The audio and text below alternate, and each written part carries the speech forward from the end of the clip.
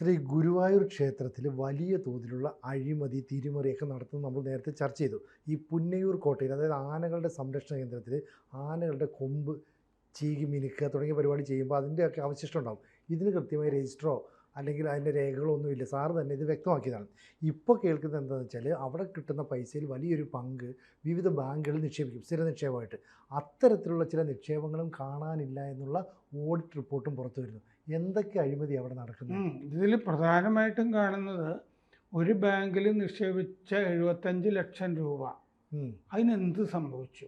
അത് മച്വറായിട്ട് വീണ്ടും അവിടെ നിക്ഷേപിച്ചോ?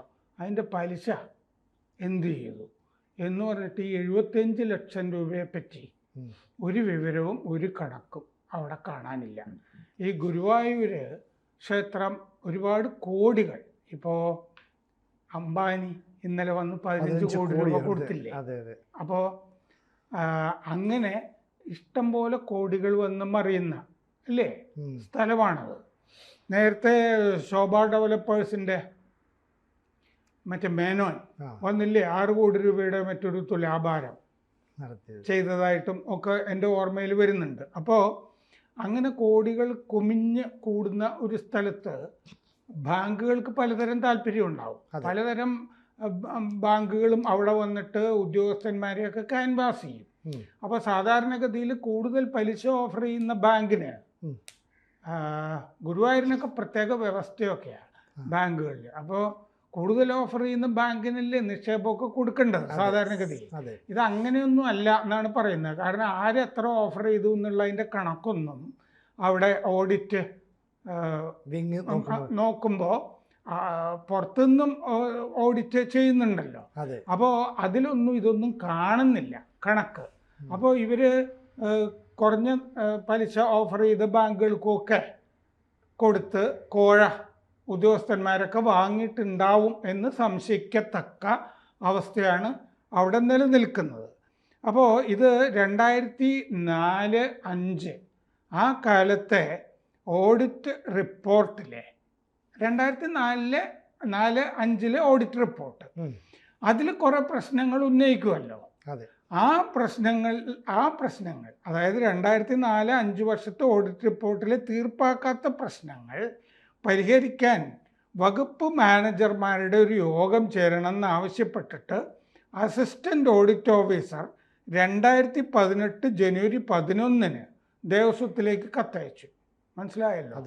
2004-05 പ്രശ്നം അന്നത്തെ ഓഡിറ്റ് റിപ്പോർട്ടിൽ പറഞ്ഞ അത് സംബന്ധിച്ച കത്ത് നമുക്ക് യോഗം ചേരാമെന്നും പറഞ്ഞ് അയക്കുന്നത് 2018 ജനുവരി.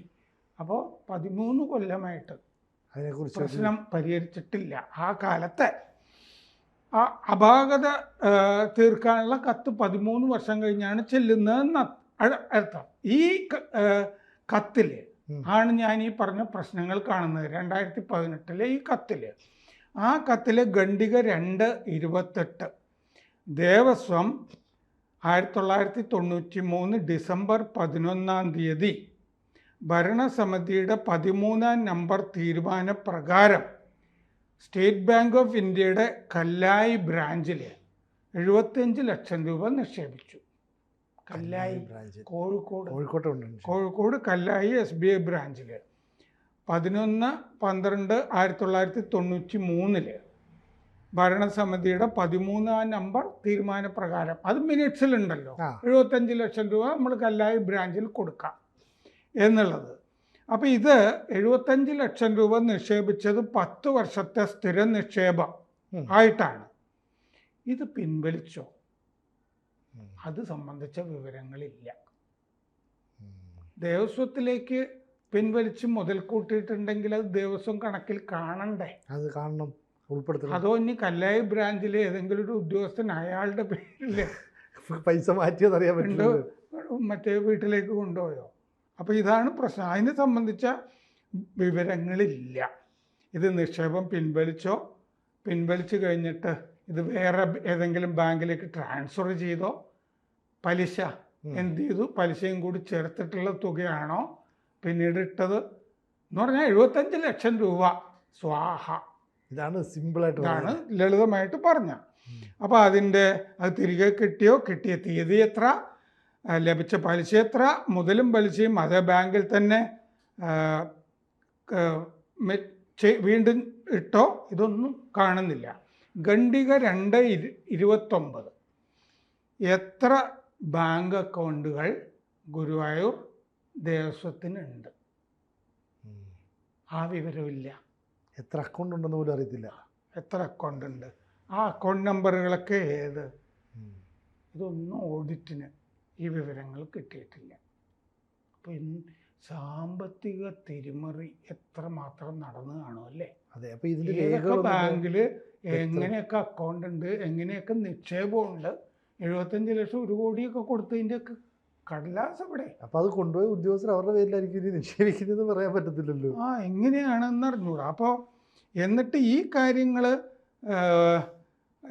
ഈ 75 ലക്ഷം 1993 നിക്ഷേപിച്ചെങ്കിൽ 2003 വരെയാണല്ലോ, 10 കൊല്ലത്തെ നിക്ഷേപമാണ് 2003 വരെ. അത് കണ്ടെത്തിയിരിക്കുന്നത് 2004, 2005 അതിൻ്റെ വിവരം. അപ്പോൾ വീണ്ടും ഇതിനെ സംബന്ധിച്ച് പിന്നെ പറയുന്നത് 2018. അതിൻ്റെ ഇടയ്ക്കും 13 കൊല്ലം ഒരു അന്വേഷണവും ഇല്ല. 13 കൊല്ലം ഇത് എവിടെയെങ്കിലും പിന്നെ കടന്നിട്ടുണ്ടെങ്കിൽ പിന്നെയും പലിശയും കാര്യങ്ങളും വരണ്ടേ? ഇത് വേറെ എവിടെയെങ്കിലും ഇടണ്ടേ? ഈ 75 ലക്ഷം എന്ന് പറയുന്നത് പിന്നെ 2 കോടിയായിട്ടുണ്ടെന്ന് കരുത്, പലിശ എല്ലാം കൂടി. നമ്മൾ 75 ലക്ഷം എന്നും പറഞ്ഞ് ചർച്ച തുടങ്ങി. ഇത് പിന്നെയും വർഷങ്ങൾ പോയില്ലേ? 75 ലക്ഷം 2 കോടിയായിട്ടുണ്ടാവില്ലേ? അതെവിടെ? അതിൻ്റെ കണക്ക്, പിന്നത്തെ കണക്ക് എവിടെ? അതാണ് അതിൻ്റെ പ്രശ്നം. അപ്പോൾ 15 വർഷം ഇതെവിടെ നഷ്ടമായി പോയോ? ഇത് നമ്മൾ പറയുന്ന ഒരു സാമ്പിൾ മാത്രമല്ലേ, ഒരു ഉദാഹരണം. ഇങ്ങനെ സ്ഥിര നിക്ഷേപം പല ബാങ്കിലില്ലേ? അതിൻ്റെയൊക്കെ വിവരം എവിടെ? എല്ലാ പ്രതീക്ഷ അതാണ്. അപ്പോൾ ഗുരുവായൂരിലെ നിക്ഷേപം കിട്ടാൻ വേണ്ടിയിട്ട് ബാങ്കുകൾ ഉയർന്ന പലിശ വാഗ്ദാനം ചെയ്തുള്ള കത്തുകൾ ദേവസ്വത്തിന് സാധാരണ കൊടുക്കും. ഇത്തരം കത്തുകൾ ഓഡിറ്റ് വിഭാഗത്തിൻ്റെ നോക്കുമ്പോൾ ഫയലിൽ കാണുന്നില്ല. ബാങ്കുകൾ ഓഫർ ചെയ്ത പലിശയുടെ കത്തുകൾ ഫയലിലില്ല. അപ്പോൾ ഈ ജീവനക്കാർ തയ്യാറാക്കിയ വിവിധ ബാങ്കുകളുടെ പലിശ നിരക്കിൻ്റെ ഒരു പട്ടിക മാത്രമാണ് ഫയലിലുള്ളത്. അതായത് ഏതോ ജീവനക്കാരൻ വിവിധ ബാങ്കുകൾ ഓഫർ ചെയ്ത പലിശ നിരക്ക് ഇതാണെന്ന് പറയുന്നിട്ട് ഒരു ടേബിൾ ഉണ്ടാക്കുന്നു. അത് മാത്രമാണുള്ളത്. ആ ടേബിളിന് വിശ്വാസ്യത ഇല്ലല്ലോ. കാരണം ബാങ്കിന്റെ ലെറ്റർ പാഡിലുള്ള പലിശ നിരക്ക് അല്ലല്ലോ ആ ടേബിളിലുള്ളത്. അല്ലല്ല, ഇതൊരാൾക്ക് തോന്നിയതല്ലേ. അതായത് തട്ടിപ്പിന് വേണ്ടി ചെയ്തതായിരിക്കില്ലേ ഓരോ ബാങ്കും. അപ്പോൾ അതാണ് അതിൻ്റെ അകത്തുള്ളത്. അങ്ങനെയാണെങ്കിൽ ഇതിൻ്റെ അകത്ത് കോഴ അല്ലേ, ഇതിൻ്റെ അകത്ത് വലിയ രീതിയിലുണ്ട് എന്നുള്ളതാണ്. അപ്പോൾ ഉയർന്ന പലിശ വാഗ്ദാനം ചെയ്ത ബാങ്കിലാണോ ഇട്ടത്? ഉറപ്പില്ല ആ ചോദ്യത്തിന്. ഒറിജിനൽ കത്ത് ബാങ്കുകളുടെ അത് മാറ്റിയത് എന്തിന്? കള്ളത്തരമുള്ളതുകൊണ്ടല്ലേ. മാറ്റിയത് എന്തിന്? വേറെ ബാങ്കിൽ കൊണ്ടുപോയിട്ടെങ്കിൽ അതിന് കോഴ കിട്ടിയോ അല്ലേ? പ്രധാനപ്പെട്ട ചോദ്യമാണ്. സ്ഥിര നിക്ഷേപ രസീതുകൾ പലതും അവിടെ കാണാനില്ല. സ്ഥിര നിക്ഷേപത്തിന്റെ റെസീറ്റ് ഉണ്ടാവില്ലേ, നമുക്ക് കടലാസ് തരില്ലേ 50 ലക്ഷം രൂപ എന്നൊക്കെ പറഞ്ഞിട്ട്, അതോ ആ റെസീറ്റുകളില്ല. നിക്ഷേപ രജിസ്റ്ററിൽ സ്ഥിര നിക്ഷേപ വിവരങ്ങളില്ല. ചേർത്തവ തന്നെ അപൂർണമായിട്ടാണ് കാണുന്നത്. അപ്പോൾ നിക്ഷേപ വിവരം 5.45 കോടി രൂപ നിങ്ങളിവിടെ നിക്ഷേപിച്ചത് മച്വർ ആയിരിക്കുന്നു എന്നൊരു ബാങ്ക് കാലാവധിക്ക് ശേഷം അറിയിച്ചപ്പോഴാണ് ദേവസ്വം അറിഞ്ഞത്. ഇതവിടെ നോക്കി ഫോളോ അപ്പ് ചെയ്യാനുള്ള സംവിധാനമില്ല. ഒരു ബാങ്ക് ആ 5.25 കോടി മച്വർ ആയി കേട്ടോ എന്ന് പറഞ്ഞിട്ട് ഇങ്ങോട്ട് എഴുതിയപ്പോഴാണ് അറിഞ്ഞത്. എന്നിട്ട് ഇത് പുതുക്കിയോ? അറിയില്ല. കാരണം അത് ബാങ്കിൽ കിടക്കുകയില്ലായിരുന്നോ? അത് പുതുക്കണ്ടേ? പിന്നെ പുതുക്കേണ്ട സമയമാകുമ്പോൾ ബാങ്ക് വിളിച്ച് പറയില്ലേ? ചെയ്തിട്ടില്ല. അതിനെ പറ്റിയൊന്നും ഒരു വിവരമില്ല, ഇങ്ങനെ കിടക്കുന്നു. അപ്പോൾ പുതുക്കി ഇത് ട്രാൻസ്ഫർ ചെയ്തോ ക്ലോസ് ചെയ്തോ ഈ വിവരങ്ങളൊന്നുമില്ല അതിൻ്റെ അകത്ത്. അപ്പോൾ കണക്കുകളൊന്നും ക്യാഷ് ബുക്കിലില്ല. പലിശ ചെലവ് എന്നൊന്നും അതൊന്നും ബാങ്ക് ബുക്കിലോ ക്യാഷ് ബുക്കിലോ കാണുന്നില്ല. സേവിങ്സ് അക്കൗണ്ടിൽ വൻ തുക കാണുന്നുണ്ട്, സേവിങ്സ് ബാങ്ക് അക്കൗണ്ട്. അതെടുത്ത് സ്ഥിര നിക്ഷേപം ആക്കുന്നില്ല. വലിയ തുക എന്തിനാണ് സേവിങ്സ് ബാങ്ക്? 6 മാസത്തേക്ക് അല്ലേ, 3 മാസത്തേക്ക് ഇങ്ങനെയൊക്കെ നിക്ഷേപിക്കാമല്ലോ ഹ്രസ്വ കാലയളവിലേക്ക്. ഇതും ചെയ്തിട്ടില്ല.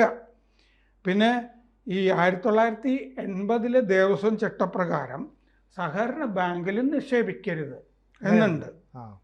അതും ഗുരുവായൂർ ദേവസ്വത്തിൽ പാലിച്ചിട്ടില്ല എന്നാണ് ഓഡിറ്റിൽ കാണുന്നത്.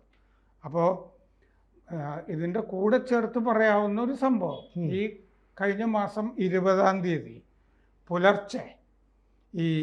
പുലർച്ചെ അഭിഷേകം കഴിഞ്ഞിട്ട് മലർ നിവേദ്യത്തിന് ഒരു മുതിർന്ന കീഴ്ശാന്തി നട അടച്ചു. പുലർച്ചെ പൂജ കഴിഞ്ഞ് മലർ നിവേദ്യത്തിന് അടച്ചു. അപ്പോൾ അങ്ങനെ ആ നടയടച്ച കീഴ്ശാന്തിയെ ചുമതലകളിൽ നിന്ന് നീക്കി, സസ്പെൻഡ് ചെയ്തു. എന്താണെന്നറിയാമോ കാരണം? അവിടെ ഒരു ഭരണസമിതി അംഗത്തിൻ്റെ ഭാര്യ ആ സമയത്ത് തൊഴാൻ ചെന്നിരുന്നു. നട ഇങ്ങനെ തുറന്ന് വെക്കണമായിരുന്നു എന്നാണ് ഉദ്ദേശിക്കുന്നത്. ഇയാള് ആ സമയത്തിന് അടയ്ക്കുമല്ലോ കീഴ്ശാന്തി. പക്ഷെ ഇവരുടെ മുഖത്തടിച്ച പോലെയാണ് ഇവർക്ക് തോന്നിയത്.